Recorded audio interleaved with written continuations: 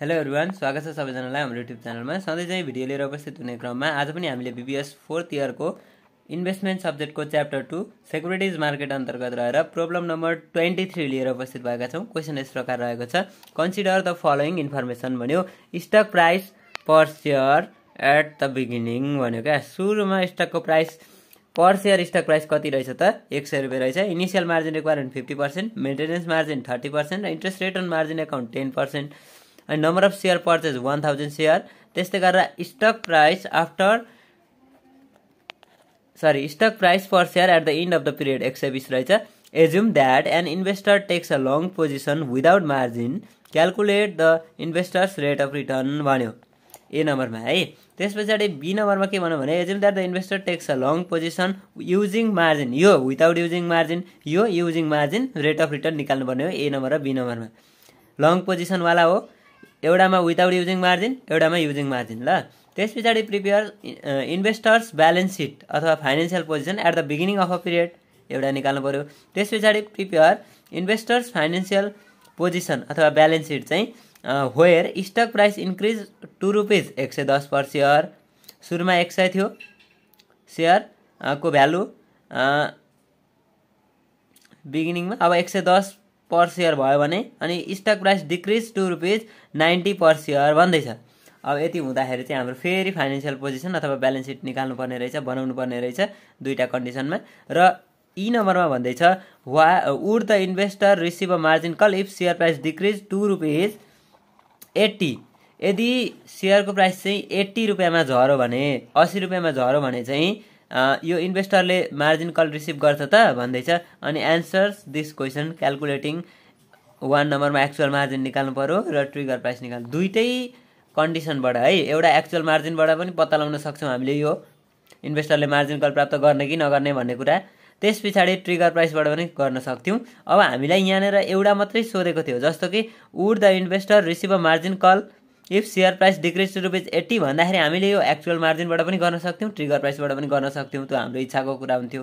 तर जब क्वेसनले नै clear actual margin र ट्रिगर प्राइस भनेर दुईटै सोधेको छ, हामीले दुईटै गरेर देखाइदिनुपर्छ है। ल अब हामी सोलुसनतिर जान्छौँ।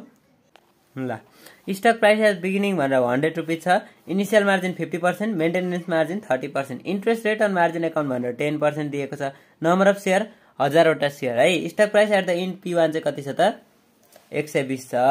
अब calculation of rate of return if an investor takes a long position without margin. Without मार्जिनमा तर इन्भेस्टरले के गर्छ त? लङ पोजिसन युज गर्छ। यो ख्याल गर्नुपर्छ है, लङ पोजिसन हो कि सर्ट पोजिसन हो।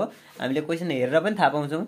सुरुमा हामीले किनेको छौँ 100 रुपियाँमा किनेका छौँ, त्यस पछाडि बेचेको चाहिँ अथवा इन्डिङ प्राइस चाहिँ कति छ त? 120 रुपियाँ छ भनेपछि अब हामीले यहाँबाट के निकाल्नु पर्यो? रेट अफ रिटर्न निकाल्नु पर्यो। लङ पोजिसन पनि उसले क्लियर भनेको छ है।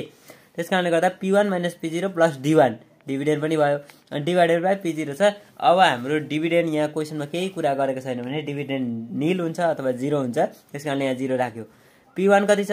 120, P0 100 छ, डिभाइड बाई फेरि P0 भनेको 100, यो भनेको 20% चाहिँ हाम्रो के आयो?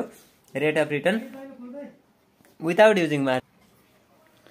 अब rate of return using margin, अब मार्जिन युज गरेर चाहिँ रेट अफ रिटर्न कसरी निक्लिन्छ भन्दाखेरि P1 minus P0 plus D1 minus I, interest घटाउनु पर्यो क्या। अब मार्जिन युज गर्दाखेरि इन्ट्रेस्ट घटाउनु पर्यो, तल पनि मार्जिन हाल्नु पर्यो, इनिसियल मार्जिन हाल्नु पर्यो। अब हेरौँ, जस्तो P1 माइनस P0 लेख्नलाई हामीलाई केही गाह्रो भएन। अनि प्लस 0 D1 छैन। अब इन्ट्रेस्ट भनेको चाहिँ एन इन्टु P0। अब यहाँ P0 को मात्रै राख्यो ल, एउटा सेयरको मात्रै गरे नि त। P0 भने कति छ हाम्रो? 100 into 1 minus I'm initial margin into अब इन्ट्रेस्ट रेट कति हो त? 0.10। यति गरिदिने क्या। यो भनेको के हो त भन्दाखेरि P0 1 minus I'm into interest rate percentage. यो गर्दा हाम्रो के आउँछ? इन्ट्रेस्ट आउँछ। त्यो कति आउँदो रहेछ भने 120 माइनस 100 भनेको 20 भइहाल्यो। यो क्यालकुलेसन गर्दा 5 आउँदो रहेछ। ल क्यालकुलेसन पनि गरेर हेरौँ। 100 1 माइनस 0.5 भनेको कति हो त? 0.5 नै हो। 100 इन्टु 0.5 इन्टु 0.10, 100 इन्टु 0.5 इन्टु 0.10 गर्दाखेरि कति आयो? 5 आयो है। 5 आयो, त्यही 5 राख्यो। डिभाइड बाई 100 इन्टु 50% अथवा 0.5 भनेको 50 भइहाल्यो। 15 माइनस 15 डिभाइड बाई 50 भनेको 30% चाहिँ हाम्रो के आयो rate of return using margin use गर्दाखेरि हाम्रो रेट अफ रिटर्न जहिले पनि बढ्छ भनेको थियो। किन भनेको थियो त भन्दाखेरि त्यहाँनिर हामीलाई के हुन्छ इन्भेस्टमेन्ट लिभरेजको बेनिफिट प्राप्त गर्छौँ। अगाडि हामीले के अरे डिसिजनमा पनि लेखिसकेको थियौँ। यदि हाम्रो रेट अफ रिटर्न चाहिँ मार्जिन युज गर्दा र मार्जिन युज नगर्दा फरक पर्नुको कारण अथवा हामीले मार्जिन युज गर्दाखेरि चाहिँ किन बढी हुन्छ भन्दाखेरि त्यो मार्जिन युज गरे बापत चाहिँ हामीले के प्राप्त इन्भेस्टरलाई के प्राप्त हुन्छ त भन्दा इन्भेस्टमेन्ट लिभरेजको बेनिफिट प्राप्त हुन्छ है। इन्भेस्टमेन्ट लिभरेजको बेनिफिटले गर्दाखेरि मार्जिन युज गर्दाखेरि रिटर्न बढी भएर जान्छ। यो कुरा ख्याल गर्नु होला। अब सी नम्बरमा हामीलाई के भनेको थियो भने इन्भेस्टर्सको ब्यालेन्स सिट अथवा फाइनेन्सियल पोजिसन निकाल्नु पर्ने थियो बिगिनिङ अफ द पिरियड है। सुरुको पिरियडमा इन्भेस्टरको चाहिँ ब्यालेन्स सिट कस्तो थियो त्यो हामीले निकाल्नु पर्ने थियो। त्यो पनि हेरौँ। सुरुमा ब्यालेन्स सिट कस्तो थियो त भन्दाखेरि 1000वटा सेयर थियो, 100 रुपियाँको दरले हामीले बेचेको थियौँ। भ्यालु अफ स्टक अथवा टोटल एसेट्स 1 लाख भइहाल्यो। लोन इक्विटी हाम्रो 50,000 अथवा लोन हामीले के गरेको थियौँ त इनिसियल मार्जिन 50% थियो है। इनिसियल मार्जिन 50% भनेपछि 50% इनिसियल मार्जिन भएपछि 1 लाखको 50% चाहिँ हामीले क्यास डिपोजिट गऱ्यौँ भनेको यो चाहिँ के हो त इनिसियल मार्जिन 50% भएको कारणले हो। अब लोन चाहिँ कति त भन्दा रिमेनिङ रिमेनिङ बाँकी रहेको चाहिँ लोन हुन्छ नि त।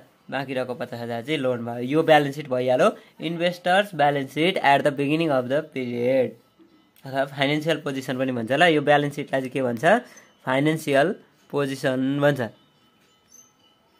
अब इन्भेस्टर्स ब्यालेन्स सिट अथवा financial position if stock price increase to 110 यदि 110 हुँदाखेरि स्टकको प्राइस 110 हुँदाखेरि के हुन्छ त अब ब्यालेन्स सिट भन्दा टोटल एसेट्स भनेको 1 लाख इन्टु 1000 इन्टु 110 1,10,000 भयो। अब डेप्ट हाम्रो अगाडि सुरुमा निक्लिसकेको छ 50,000। अब इक्विटी चाहिँ ब्यालेन्सिङ फिगरको रूपमा हुन्छ 60,000। यहाँ इनिसियल मार्जिन त 50% थियो त 1,10,000 को 50% हुँदैन भन्ने क्वेसन आउन सक्छ। तर जब हाम्रो एकचोटि डेप्ट निकालेको हुन्छ लोनको अमाउन्ट निक्लिसकेपछि त्यो लोन हामीले फेरि थप्ने कुरा गरेको छैन। त्यस कारणले गर्दा डेप्ट कन्स्टेन्ट बस्छ 50,000 भइहाल्यो। बाँकी रहेको चाहिँ इक्विटीमा हुन्छ है। यो ख्याल गर्नुलाई। अर्को भनेको प्राइस डिक्रिज हुँदाखेरि 90 हुँदाखेरि चाहिँ हाम्रो इन्भेस्टर्सको के त फाइनेन्सियल पोजिसन देखा भनेको थियो। त्यो पनि हेरिहालौँ। कस्तो हुन्छ त भन्दाखेरि टोटल एसेट्स भनेको 1000 इन्टु 90 90,000 भयो। डेप्ट त 50,000 छँदैछ। इक्विटी ब्यालेन्सिङ फिगरको रूपमा 40,000 भयो। दुईतिरै टोटल 90,000 भयो है। अब अर्को क्वेसनले के भनेको थियो भने if stock price decrease to ₹80 per share यदि स्टक प्राइस चाहिँ 80 रुपियाँ पर सेयर भएर आउँछ अथवा घटेर आउँछ भने एक्चुअल मार्जिन कति हुन्छ। पहिला त हामीले एक्चुअल मार्जिन निकाल्नु पर्ने थियो अनि ट्रिगर प्राइस निकाल्नु पर्ने थियो अनि हामीले डिसिजन दिनुपर्ने थियो कि इन्भेस्टरले मार्जिन कल प्राप्त गर्छ कि गर्दैन। अब हामी एक्चुअल मार्जिन निकालौँ। टोटल एसेट्स माइनस डेप्ट डिभाइड बाई टोटल एसेट्स। ठिक छ।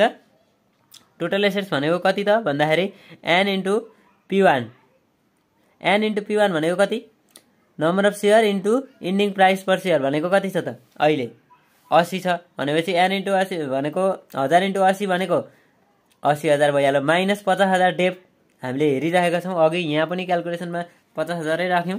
फेरि यहाँ पनि हामीले क्यालकुलेसनमा 50,000 राख्यौँ। सुरुमा निकालेको पनि 50,000 थियो। डेप्ट नो चेन्ज 50,000 भइहाल्यो।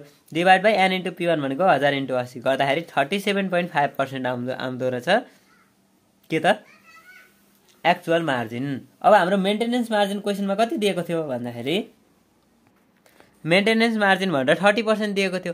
अब यो 30% मा कम्पेयर गर्ने क्या 30% सँग कम्पेयर गर्दाखेरि के भयो त भन्दाखेरि एक्चुअल मार्जिन चाहिँ 37.5% छ बढी छ मेन्टेनेन्स मार्जिन भन्दा। भने त्यहाँनिर के हुन्छ त नो मार्जिन कल रिक्वायरमेन्ट। किन त भन्दा हामीले जुन राखेको छ धितोपत्र दलालसँग जुन धितोको रूपमा राखेको छौँ हाम्रो सेक्युरिटिज त्यो चाहिँ बढी छ। त्यसको भ्यालु चाहिँ अथवा त्यसले राखेको दर चाहिँ बढी छ क्या। किन भन्दा 37.5% चाहिँ हामीले राखेको छ तर मिनिमम चाहिन्थ्यो कति 30% मात्रै भने चाहिँ बढी छ नि त। त्यस कारणले गर्दा त्यहाँ मार्जिन कल रिक्वायर हुँदैन। अब ट्रिगर प्राइस अनुसार पनि डिसिजन ट्रिगर प्राइस निकालेर भनेको थियो। ट्रिगर प्राइस भनेको लङ पोजिसनको कुरा भएको कारणले 1 - IM divide by 1 - MM into P0 1 - 0.5 divide by 1 - 0.3 into 100 गर्दाखेरि 71 रुपिस 43 पैसा है।